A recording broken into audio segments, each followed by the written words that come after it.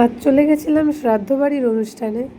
সেখানে দিয়েছিল সাদা ভাত, তার সঙ্গে ছিল লাল শাক ভাজি, কাজু কিশমিশ দিয়ে ভেজেছিল, খুব ভালো লেগেছিল আমার কাছে। সঙ্গে ঘি দিয়েছিল। আর তারপরেই চলে এসেছিল শুক্তো। শুক্তোটাও খুব ভালো লেগেছে। শুক্তো দিয়ে খেতে আমার এমনিই ভালো লাগে। তারপরে চলে এসেছিল বেগুনি, বেগুনির সঙ্গে ভেজ ডাল। ভেজ ডালটা খুব সুন্দর হয়েছিল, আর বেগুনিটাও দারুণ। তারপরে এসেছিল ইঁচড় চিংড়ি। ইঁচড় চিংড়ি খেতে না খেতেই চলে এসেছে সর্ষে পাবদা। সর্ষে পাবদাটা দারুণ, পাবদাটা ভীষণ ফ্রেশ। তারপরে এসেছিল কাতলা কালিয়া। তারপরে এসে গেছে চাটনি, পাঁপড়, মিষ্টি। দু রকমের মিষ্টি দিয়েছিল, কি যেন একটা মিষ্টি মনে পড়ছে না ঠিক।